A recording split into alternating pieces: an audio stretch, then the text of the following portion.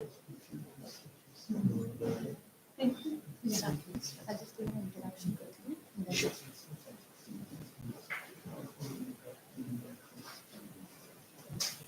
Hi guys, good evening, good afternoon.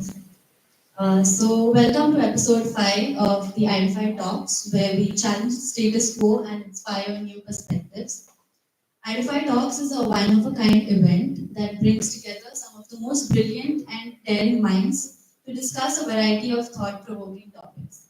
From technology and innovation to social justice and environmentalism, these talks will cover a wide range of subjects that will challenge our assumptions and broaden your horizons. But it's not just the speakers that make Identify Talks so special, it's also our vibrant community of thinkers, innovators, and doers that come together at this event. So thank you so much for coming.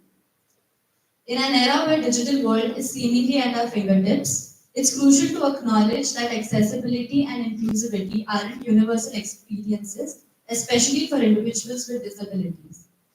And to combat this challenge, our speaker here today has put in considerable efforts to ensure that the digital sphere becomes truly accessible to everyone.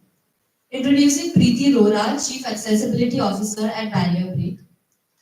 Being a person with low vision, she has set foot into the land of digital accessibility 20 years back with the perspective of helping people with visual impairments and their technology needs.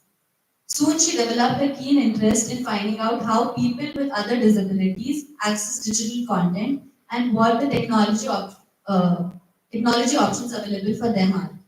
This kickstarted her accessibility journey and helped her to become a keen student in the space. From assistive technologies to accessibility standards and guidelines, she has also applied her expertise across software, web, mobile, documents, and many other technologies. Priti has also worked with the team on drafting India's national policy for electronic and information communication technology. She has been a mentor to many accessibility test engineers, developers, and subject matter experts. She is passionate about accessibility, and each day, month, year passing by, this interest of her keeps growing. So please let's welcome Priti Rohra with a huge round of applause.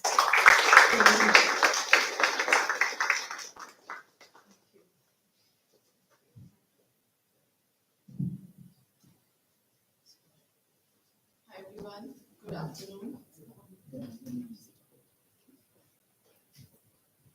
Am I audible?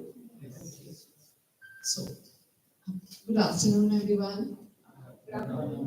Thank you for inviting me for this, one of its kind event, I would say. And it's a great initiative for doing this and widening the horizons, as you rightly said, of what needs to be done and what society needs today.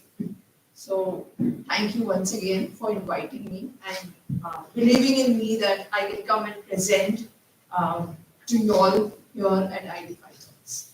So without further ado, I would like to go ahead with the presentation. A bit of introduction for myself. I know she has already introduced me, but I'm a person with low vision, so would like to set the expectations here. If anybody has any questions, I might not be able to see the raise of hands. I know there's a separate section for Q&A, but yeah, you can just ask me, go ahead and ask me, and I'll be happy to answer, because I can't make out who is necessarily raising their hands. Okay. And other than that, it's all life as usual, and you can ask me a question and I'll be happy to answer. No specific adjustments needed on that front. Yes, I am into this field for around 20 years.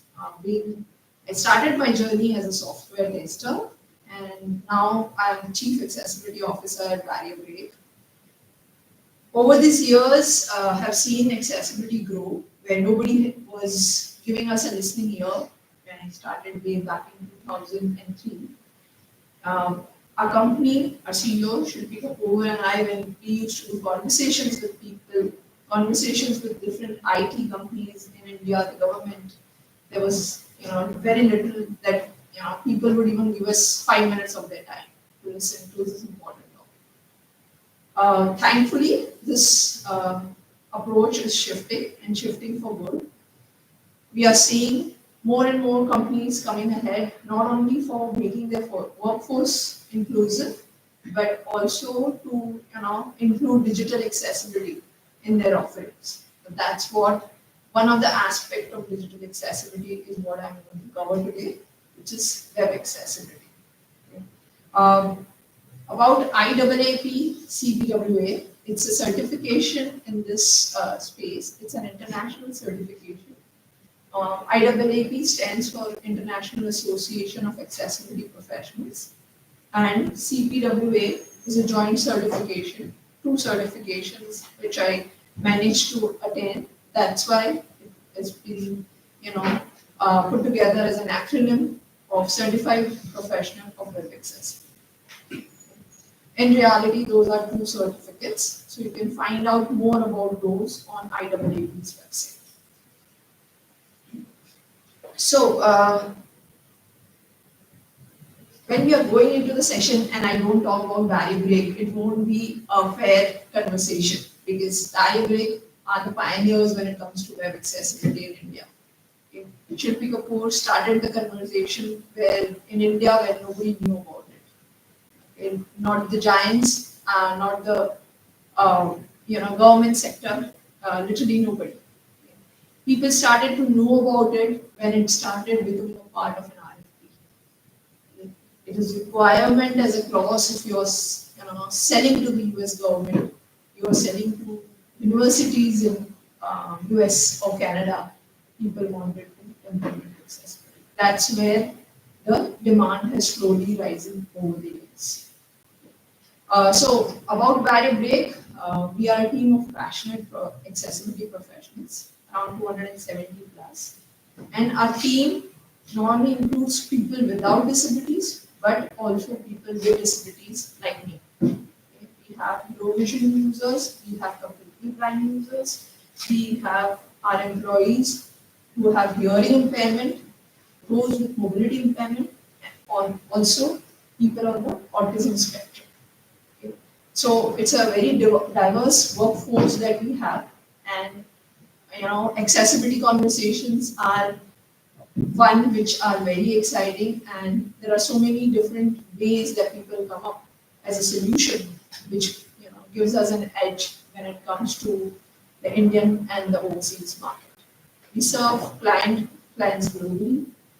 We serve clients in 14 different countries, right from retail to healthcare sector, banking, government, etc. We have a state-of-art assistive technology lab. Why this is important?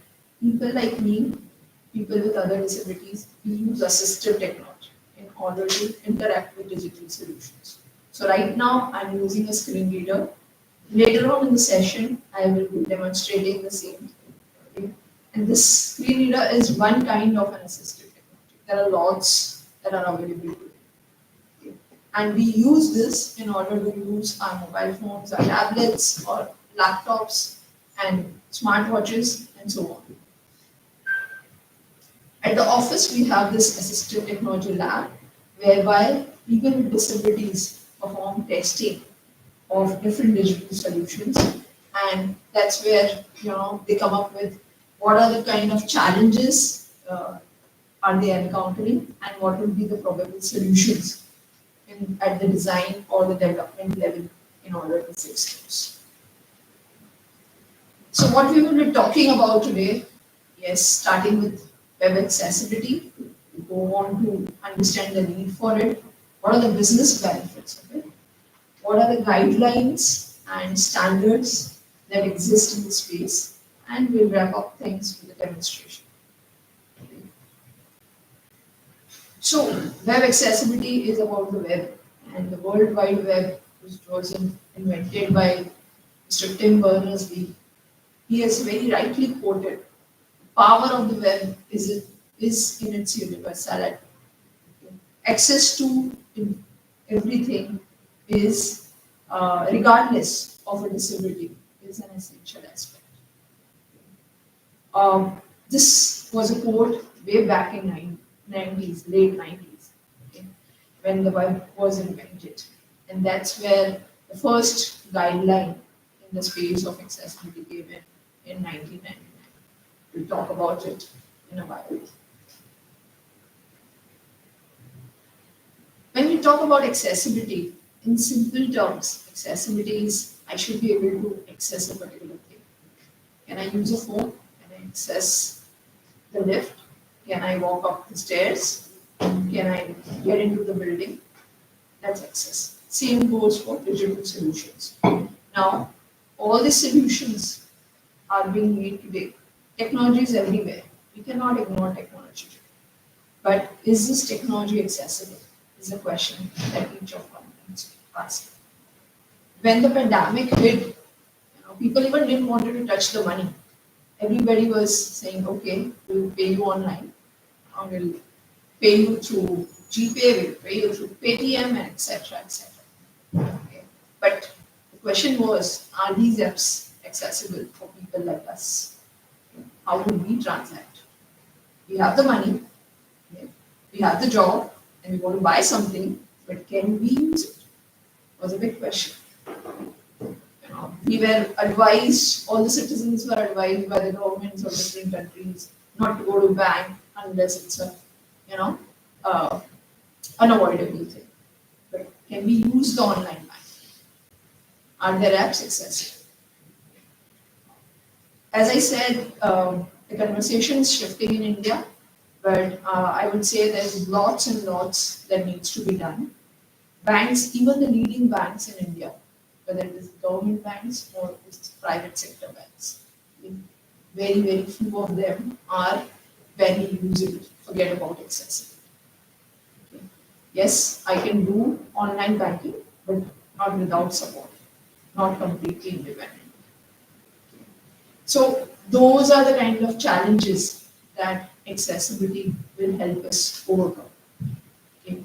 When it comes to technology, accessibility talks about designing products and solutions that can be used by people with disabilities as well.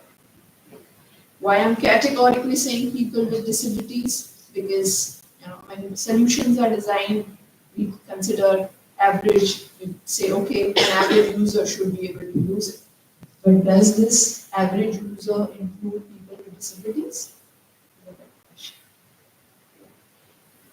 Why they need to be included? They account for 1 billion people across the globe. 27% of US population is persons with disabilities.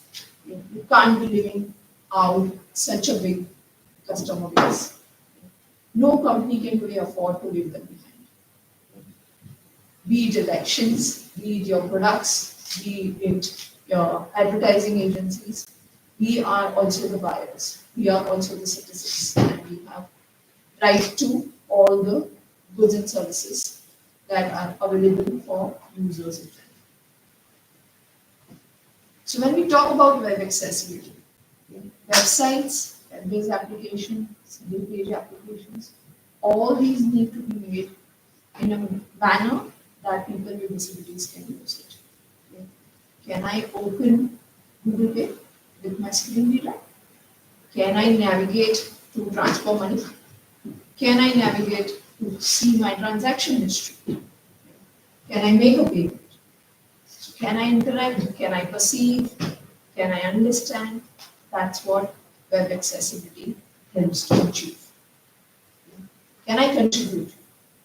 Yes. Because if I'm earning citizen, I'm also contributing to the GDP of the country. So even I have the rights to get all those services that a citizen of the country is eligible for. And when we talk about web accessibility, so people with disabilities are the audience that you are looking for when you are designing solutions and developing applications that are accessible. Okay. Today, most of the companies are working in a hybrid model. No one of us can do without the conferencing tools that are around, be it Teams, be it Slack, be it WebEx. All these need to be accessible. Otherwise, we won't be part of the conversation. Having us on the employee workforce, it brings in a diverse perspective, but we also would need solutions that are accessible to us, accessible with the assistive technologies that we use. That's where the need for accessibility comes in. So who all benefit?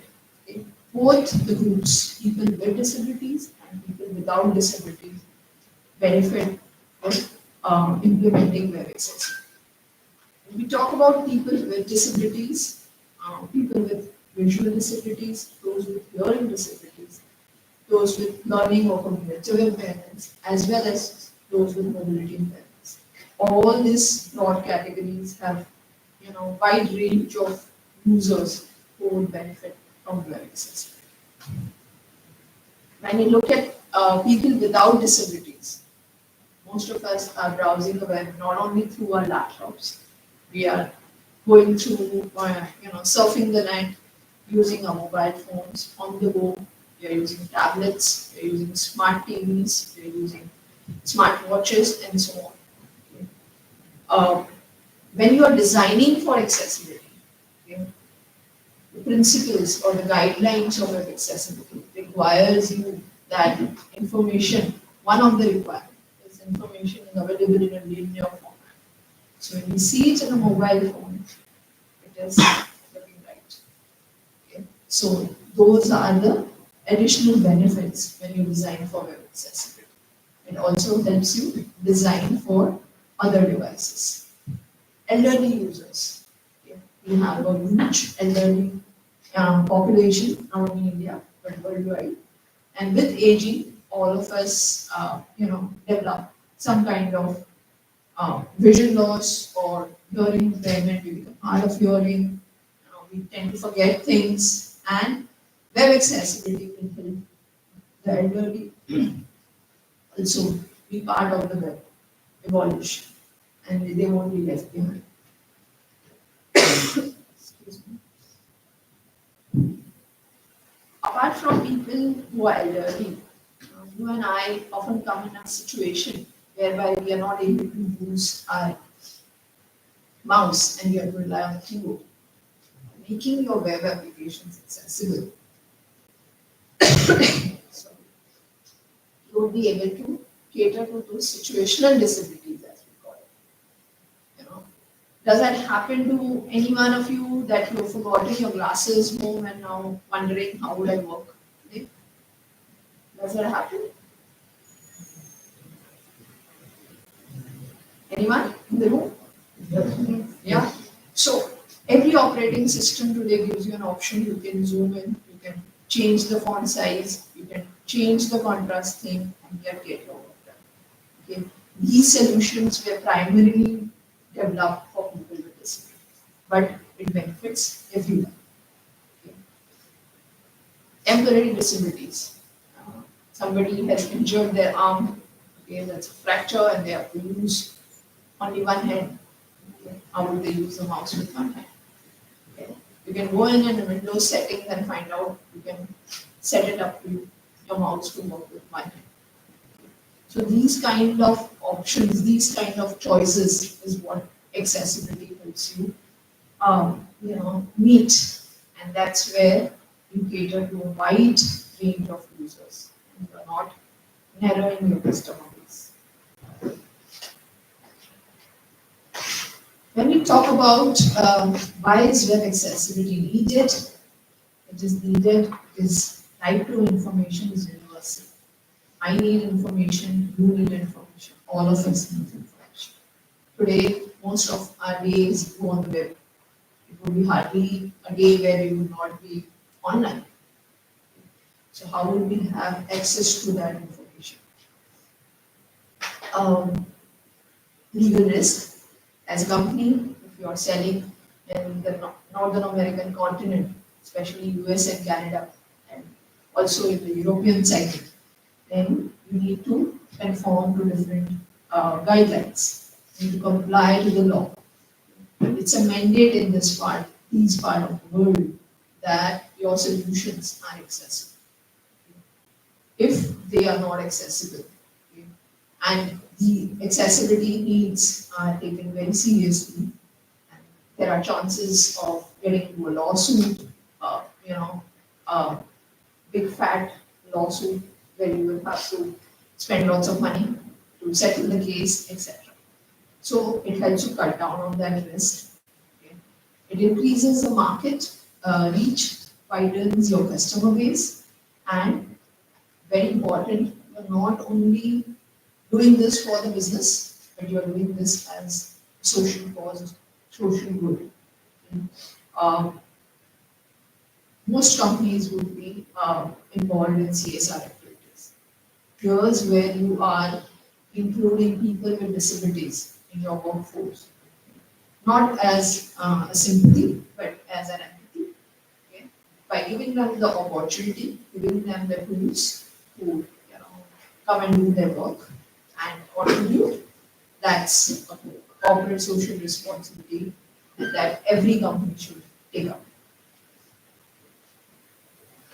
So what are some of the business benefits? Here I will be talking about some of the case studies which giants like Microsoft, Google, Apple, and all have benefited by implementing accessibility. The very first one, it drives innovation. As I said, in our inside value break office, when people with diverse perspectives come in with the solutions, what we get is a solution which our clients always leverage and then say, okay, this was something which was appreciated by our users. That's where having a diverse workforce, which includes people with disabilities, will help you bring innovation. Be it Google, be it Apple. Now, if you talk about Apple, nothing as a product is a hit other than iPhone. It's a huge hit, even today. And it came in the early 2000s, and it's there today, and it's rocking. Now, when Apple developed the touchscreen phone or the smartphone, iPhone, okay, there was a question internally within the staff, like, okay, how do we make this accessible for someone who is blind? That's where the conversation started. And together with people with disabilities as well as their engineers, they came up with a world-class screen reader, which is free the moment you buy an iPhone, and it's called VoiceOver. It was the first touch screen based, or you could say gesture based screen reader, which was introduced to people. That's the kind of innovation that people look for. It brings in customer loyalty, because if in a family you've got a person with disability, okay, and if you are buying an iPhone and I can also use that same iPhone, you would rather use that product and not use a product which will not include a family member. So that's the difference accessibility brings into your business. It helps to enhance your brand. We spoke about corporate social responsibility. So by implementing accessibility, by including people with disabilities in the conversations, in the solutions, and designing solutions for them, you not only make sure that you are adhering to your corporate social responsibilities, but you are also giving back to the society. And it brings you brand loyalty as well as lots of publicity. That goes without saying. Increase market reach. As I said, 1 billion people with disabilities in the world. Comes to around 15% of the world population. It's a large market, and nobody would want to leave it untapped. No company can afford that today. And lastly, just a second.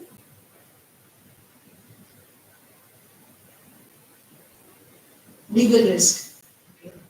As we spoke about different laws that prevail in different parts of the world, which require you to make your web solutions accessible. Okay. When you are making it accessible, you're meeting these laws, you're adhering to the guidelines, and thus minimizing your legal risk. So when we talk about web accessibility, there are guidelines which drive the minimization or give the directives on how web solutions can be made accessible. Now, these guidelines are developed by the World Wide Web Consortium's Web Accessibility Initiative. Now, they develop guidelines not only for people who are making websites, but also for people who are making browsers, for people who are providing software or authoring tools using which we would code for our websites. Okay. So there are guidelines, which is web content accessibility guidelines, which is in general for all the devs. There are ARIA specifications, accessible rich internet applications, which is very much in use today. Everybody wants things fast, dynamic, and live updates. That's where ARIA specifications come into picture. And then we have authoring tool accessibility guidelines, your content management systems, your different programming rights using which you will develop web content, and the user agent guidelines. Now, user agent accessibility guidelines are for both browser vendors as well as assistive technology. And all of these, entities would implement accessibility. That's where solutions will be more robust and more user friendly.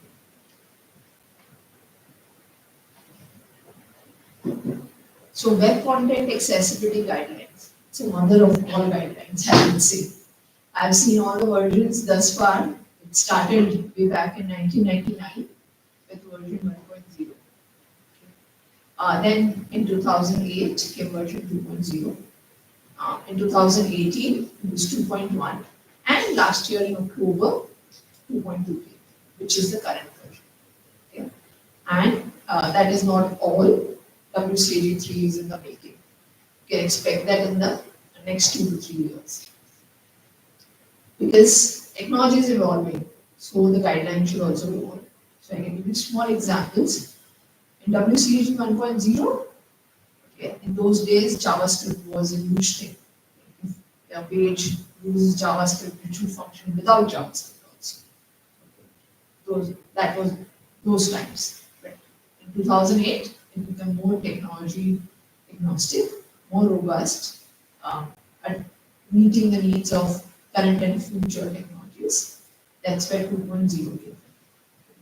With this, seeing that it takes few years for the next version to come in, because there are lots of people, champions in accessibility worldwide, who contribute to these guidelines so that they can make the web friendly for people with disabilities.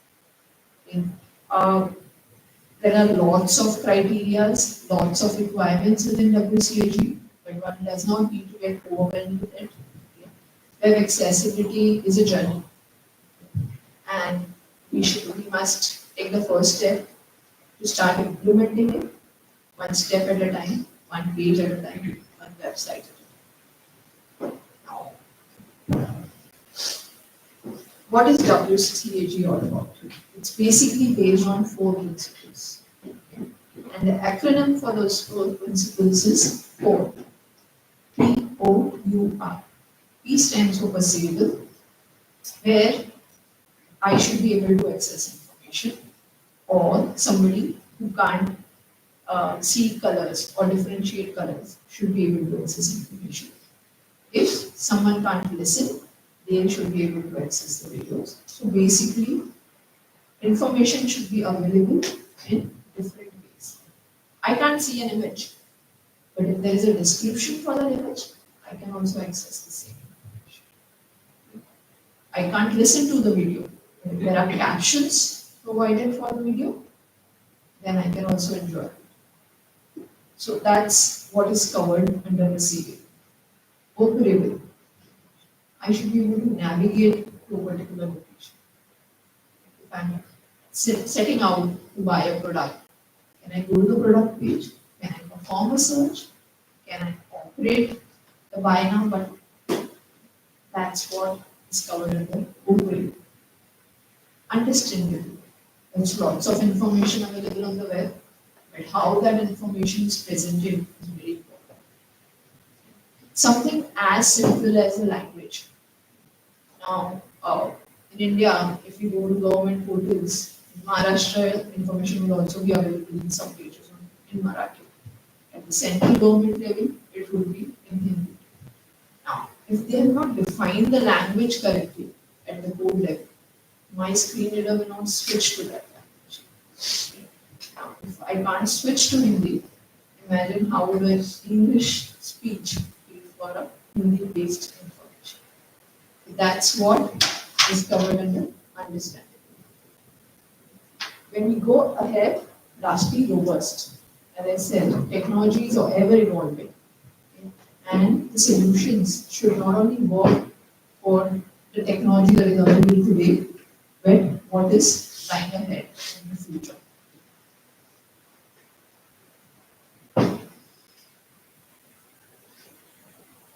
In all, there are 87 success criteria, okay, which are part of 13 guidelines.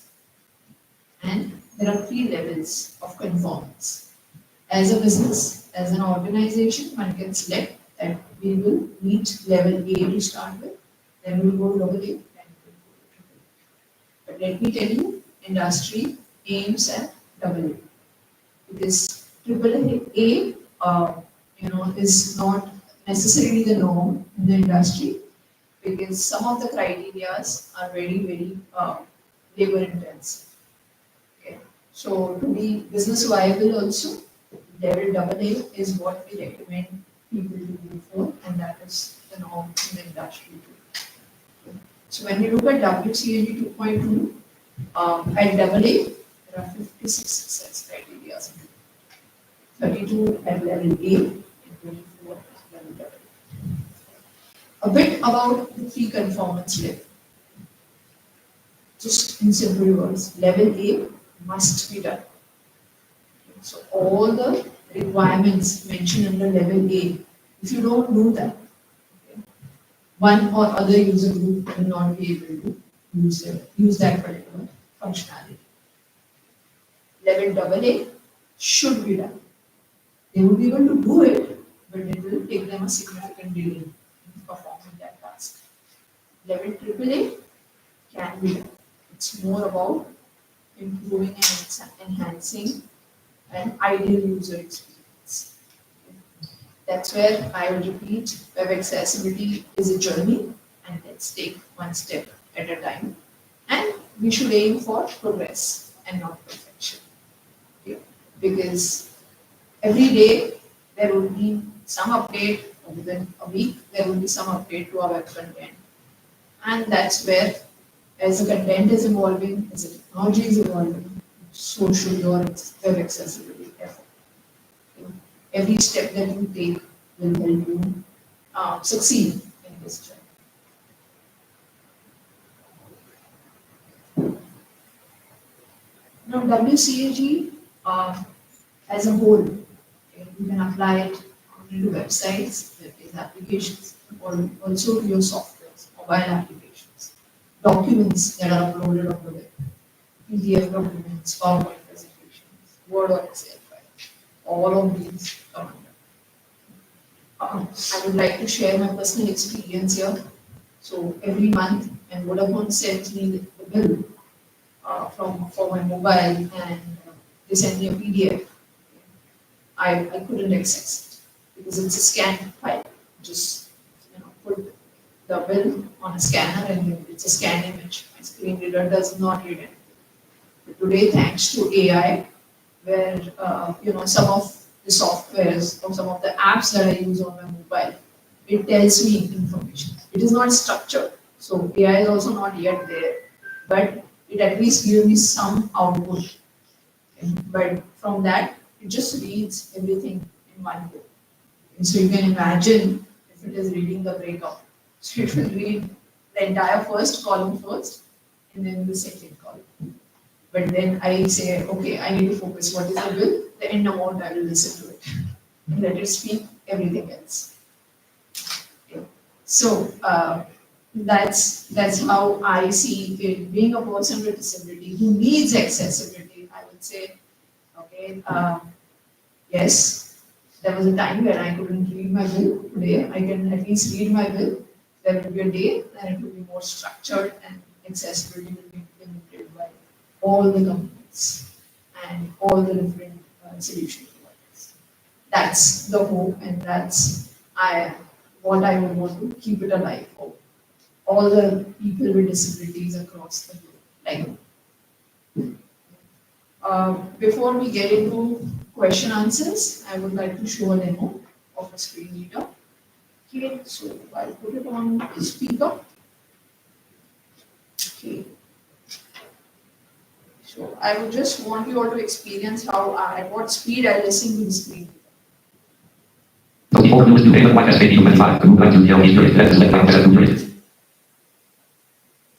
or understanding? No, yeah, it's Greek and Latin. Believe me, some of my colleagues listen at an even faster rate than this. Otherwise, we won't be able to compete with you all, isn't it? It will take lots of time to listen. Right? Yeah, but with practice, being used to it over the years, it gives us that speed. And we can listen and understand it at that speed. Okay, so before starting the demo, I will use the speech.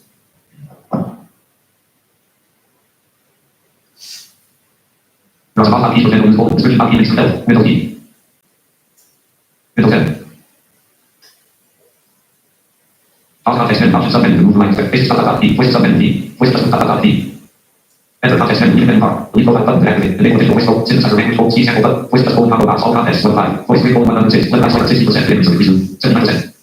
60%. 100. 42%. 24%. 15%. 64. 13%. 10%. 53. Is this understandable? Should I go further down? 10, 9, 8, 7%, 6 for 5%, 47. This works? Should we try? Yes. Okay. Windows D. Focus to make a 25. The move like to. Oh shit, I didn't hit OK. My bad. I'll get the move like SELP. I'll wait for the focus to make a 25. The move. I'll get the language. I'll get the menu. And something else. You something new. I'll get something D. Which is something else. I'll get the safety. Say something else. I'll get the safety. The same unit. Focus to make. The same. Slower, slower, slower, slower, slower, slower. You do something new. How can something be? You do something new. How can something go? It's not be. Wait something be. Wait something be. And then phone to make a budget. Before the and then over. Since I phone out, teach them to activate the space bar. Wait the phone out, all that. 1 5. The link. Wait phone out. 14%. 5%. 50. Enter. Desktop. Folder view. List view. Windows D. So I'll go to a web page which I decided to be demonstrating today. But later on, if you all want to see anything else, please feel free to tell me and I'll go there. Pause profession, Nike period. Just do it period. I'm on the Nike website. Okay. Still on the website. Is it? JAWS professional to move to an item, Nike period, just do it period, Nike, Windows D, full.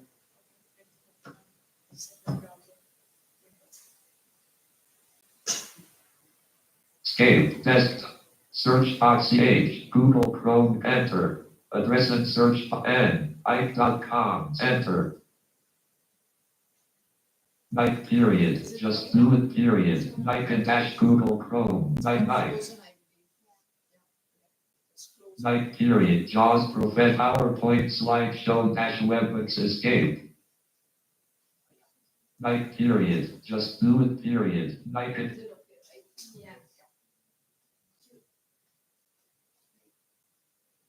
Windows up arrow. Nike period, just do it period, Nike. First thing that the screen reader tells us on a web page is the title.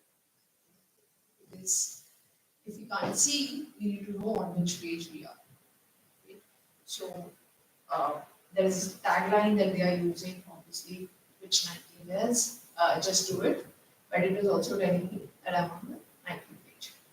Same page link, skip the main content. So can you see where my focus is on this screen? No, right? Okay. So this has been added for accessibility. Like period. Skip the main content, same page link. Is it now visible? Yes. So what has been done here is intentionally that link has been hidden visually. Okay. So it does not impact the design, but it has been kept in the code for people like me to use it, or even somebody who's using a keyboard to use it. Okay. How it helps? Because if I press enter, I will skip past all the repetition and come to the main part of the page. Enter, like period. Just do it, period. Like in, like period. No matter what you feel like doing today, comma, it apostrophe, yes, better as a member, period. Right? It came to the main content of the page, and I can do away with the navigation. Right? So that's the reason that link is included. Okay? It is there in the code, that's why my system technology screen reader will pick it up. Okay? If you are using a keyboard and you press tab, you will see it. Otherwise, it's not impacting your design.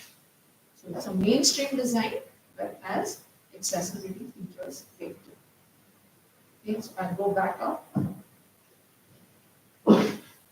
Visited same page links, list of 1 items. Now, here is where the fun starts. On our web page, what do you think the navigation is all about? Why do we include navigation? Anyone? By navigation, I mean all the links through which you can go to different parts of the site. Why do we include it? Like you can quickly go to text that will come. Right. And okay. Link Jordan. That also helps us understand, right, what all is available. 2 ways to do it. Right? So if I Extend. Link find the store vertical bar. Help menu collects vertical bar. now I'm at help menu. Okay. And it told me collapsed. So the moment we listen collapsed, we think, okay, there is more to it, and it is currently in a collapsed state. So if I try to press enter, Enter. Help menu collapsed, 1 of 1. To move through items, press up. What can we help you with? Question. Edit. one item. Okay. So I go further. Virtual piece. What can we help you with? Question. Search icon button. Heading level 2 quick assists. It told me search icon button. Okay. I have to Search type icon something button. for which I'm seeking help, and then there's search icon button. Okay. That's where we can improve the experience. So if you see, it is telling me search. What is the function of this button? It will tell me search, right? So icon is not needed. That is more of a visual aesthetic. Right? It's in search icon. Maybe there's a magnifying glass icon there. Okay. So I don't need to know whether it's an icon. I need to know it's a button, so I can click it. I need to know what is the name of the button, which is search, and that's it. Right? So that is an additional thing done which was not needed. Heading level 2 quick assists. Answers to our most frequently asked questions. Now, if I am not wrong, something has popped up on the screen or the page has changed. Is that the case? Are you still on Nike homepage? No. Right? Now, I didn't do this. If we can go back and remember what the screen reader told me was help menu collapsed. And what did I do? I expanded it. But it never told me it's a link and it is taking me somewhere. So the control is in the developer's hand, not in my hand as a user, which is a big no-no. We should not do this. Okay. Users should know what they are doing, where they are going. If you are taking them somewhere, you can just hold a blind person's hand and say, okay, sit here. Tell them, here's my hand, I can take it. Likewise, on the web, tell me if it is a link. Tell me it's a button. I will activate. I know my assistive technology. Just don't take me there. I didn't want it to come to help. I just wanted to see what's there because it said collapsed. So we'll go back. Back, night period, just do it period, night in, night. Okay. So this was one part. Okay. Sadly, the entire navigation is like that. The moment you try to go. But as a screen reader, I can also do it with my mouse. I'll show you one example of that. And I won't be able to go to that page, but I will be able to access all the subparts of it. The list of link, find the store, help menu, collapse, link, join us, assignment, visited, link, night, home, navigation, region. Menu bar with 5 items. Do it featured menu, sub menu, collapsed. Again, it's a menu, but they have coded it badly. So I'm not doing with a keyboard, but I will control the mouse again with my keyboard. JAWS cursor, root JAWS to PC, met virtual PC cursor. Now the menu popped up, isn't it? Yes, no? Yes. So why this happened? Because they are only coded for the mouse interaction. They are not coded for keyboard interaction. They are not considered keyboard users. On power, this should happen. What about on focus? What about on key press? That's where the code needs to be thought about.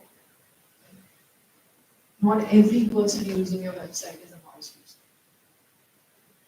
So I will refresh. F5, leaving menus, night period. Okay. Page has 5 So reads. listen to some of the descriptions that they've given for images. Now, they are selling products, right? It's their homepage. It's the entry to their site. Night period, just do it graphic. Okay. It tells me Nike. Just do it. Night period, just do it graphic. Again, same. Night period, just do it graphic. But the images are changing, right? Night period, just do it graphic. So everything I listen is Nike, just do it. Okay. This is abusing excess.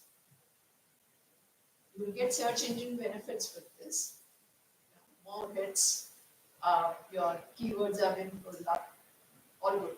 But that's not what description for images is primarily for. It is for people like me, people with visual impairment, who want to know what is there in that particular image, which product it is. If I don't get the description, would I go and buy that product? No. Would I want to find out more about that product? So, will Nike lose on a customer? Yes. There are so many such customers. With that, I would just say, if you all want to connect with me or chat with me about digital accessibility, you can find me on social media. And I just WebEx night period, leaving WebEx JAWS profession, night period, just web accessibility dash PowerPoint, ready, web accessibility. To select an object, Shift F5. Page up, web accessibility dash escape.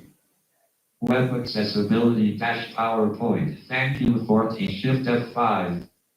here's where you can find me on social Web media, accessibility or resist. you can drop in an email and I'll be happy to answer.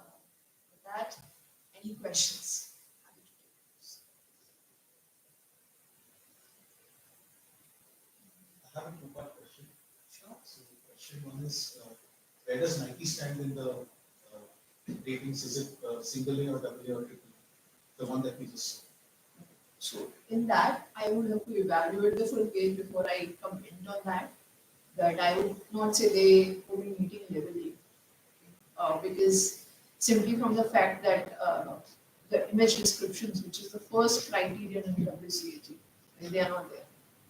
Right? So it's not that out of the 32 you meet 30, for the other two you are allowed an escape. So you need to meet all 32. What's the example of a AAA website that we can go and check out? Very, very rare you will find it. Those are largely in the case of, simple text-based websites. I haven't come across a rich dynamic website which is AAA website. But when these guidelines are released, they would come up, there will be simple sites which will implement all the new requirements of the guidelines and they showcase that. So that list you will go in and check in WCAG implementation. You can find it on the accessibility initiative tool. They give you reports that you can download and have a look. So if you, so Rashid here. Yeah. If you already had a site and you wanted to go through the process of making it accessible, and not like and these are good guidelines to get to, where do you start from in terms of redesigning, right? Because, okay, in 2 weeks I want to reach here, 4 weeks, that makes it more accessible and so on. Yeah. I would say the phased approach, as you said, would be the way forward. Okay. And we can't aim, okay, we'll go for level A in 2 weeks. That's not good. If the site has, and you've done an audit, you've done a test, and then you say, okay, there are X number of errors. And you're saying in 2 weeks, I want to become single A compliant. That's not realistic. You start the journey, you say in your sprints you define, okay, we will finish add description to all images in the first 2 sprints. Right? And that's how you can set goals for the team, and that's the strategy you would recommend that you go with. Okay? In this, strategic review comes in of great help. So for example, on a monthly basis, you can take an automated tool and test for accessibility of your website and see where you stand. Okay? And within 2 months, where you're okay, I'm done with all these 5 elements. Now I'm going to do a manual review. Once we've reached to an acceptable level, then you can do it twice in a year, a manual review, because everything has a cost associated to it. And you can't be doing a manual audit every month. Right? It's not business viable. But just a word of caution, when we go with automated tools, they will be able to give you 30 to 35% of the findings. Okay? No accessibility test or audit is complete without manual testing. Even in the day of AI today, it is yet not there that you can do without manual testing. And just a follow-up question. So in our case, we build applications which are used for know your customer, where you upload documents and so on and so forth. And one of the things we have used is, we use the web component library as part of that. So we build our own components in that. So my question is related to building a website versus an application. What has been your experience in terms of designing it for web accessibility? And second is, we have seen in web components where we make each web component accessible, and hence the entire application starts to represent overall web accessibility. Just what are the data thoughts on that? So, very good question. Yes, you can do, each component can be made accessible. That's where we come in with an approach of accessible component libraries, okay, which you can then reuse across your digital properties also. So maybe your website might not have all the 40 components, but it will have the 15 components, which you can use it from your application and in your website too, with a bit of CSS modification. And when it comes to component libraries and all, I would say do your research, check that library whether they are providing accessibility support. Are they allowing you to customize the code? Because most times what happens is there's no code customization or a very limited code customization. That's where accessibility goes for the toss. You have already coded for it, you have included it in your application. Now you are at a stage of about to be releasing it, you can't go into re-engineer. Alert explain, product test image. Alert explain, your status. Sorry. Presenter view slide. Haha. And what about curiosity, when you were looking at that speed and you were able to read that out? How about that training? Like, how do you get to that? As I said, I'm, with practice, and I don't have any other source of getting that information. And if I'm sorry to quote him in my speed, then I won't be able to compete in the job market. So, no offenses, but yeah, with practice, you will that speed. But if I am debugging code, I will reduce a bit, say by 10 points, but not further. Thank you. Are you familiar with any web frameworks which are out of the box accessibility first? Example, React, Unix, any other web framework? Yes, there are, but it depends how we are using it in our application or website. Okay. Whether you take React or any other framework for that matter, it will have accessibility support.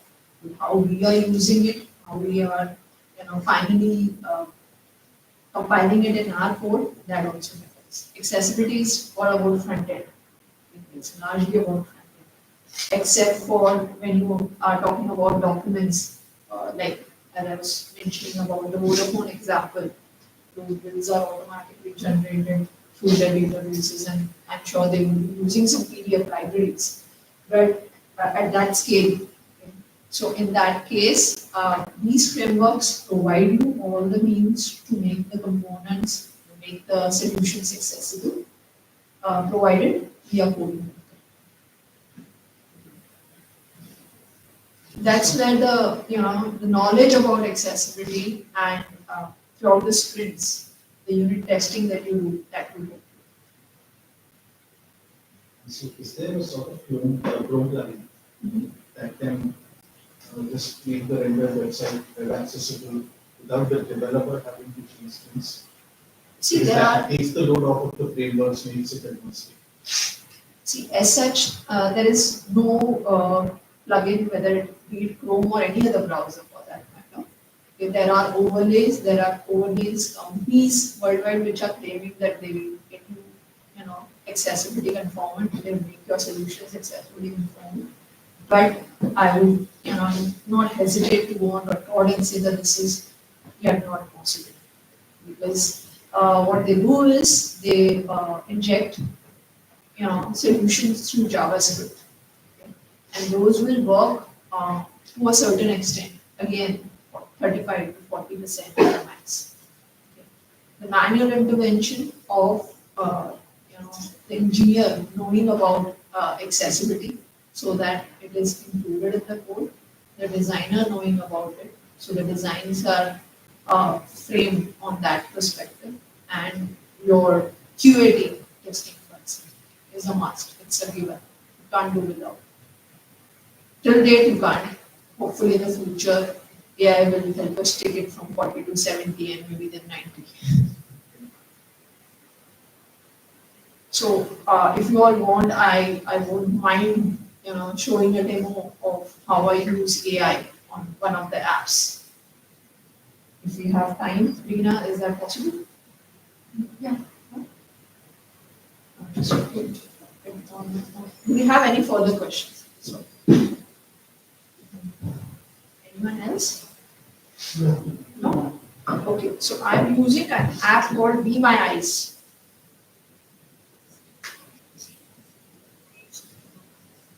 Increase the speed. This I have already reduced the speed of my screen reader. I'm using an iPhone. Okay. So with Be My Eyes, this app basically, when it was started a few years back, it was volunteer based worldwide. Okay. So if I'm a blind person, I'm in a hotel room, I don't know where's the tea, coffee, where's the table, etc. Screen dim. But I can turn on this app. I'll ask for a volunteer, and whoever will be available will join and guide me. Okay. So that was the model. Today it has AI. Tab bar, community, selected, Be My AI. Okay. Tab, I'm going to Be My AI. selected, Be My AI. Tab, So if I point my phone to the projector screen,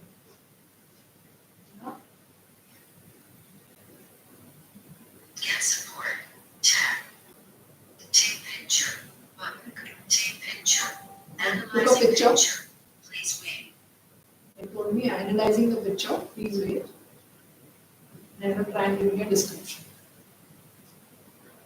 This is the app nowadays I use for solving captchas. Because those captchas are highly inaccessible for me. Screen dim, Still doing it. Analyzing picture. Please wait. Okay, waiting. The picture shows a projected presentation slide with text and an image of a woman. The text reads. So maybe that's the part I only captured, that's why. Okay, so it will give me this information. Now see, that's what I was telling you. It will be just information, there's no structure. Right, it said there's a picture, it says there's a text, and the text that reads. That part wouldn't have come in the camera. So I don't know what is the description for the picture, what is the text, is it a list, Screen is it an image, whatever. It is just read it. Tab bar. Get support. Tab. Okay. Want be my eyes. Speech off. Okay, so before we wrap it up, any further questions? Thank you for listening.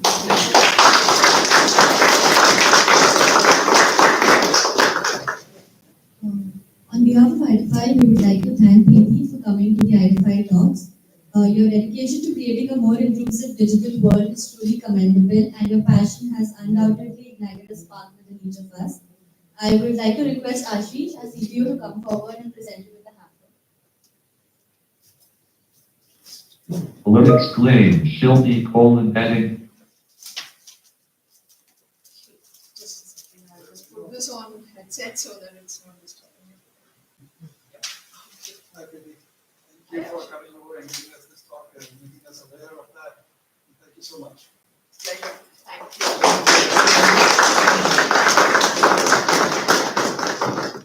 Thank you, everyone. It's a pleasure. I would love to come back here again. Sure, thank you so much.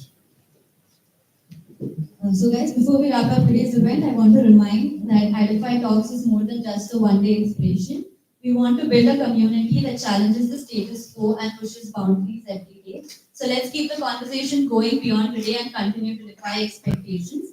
Thank you all for coming, and we'll see you at the next talk. Thank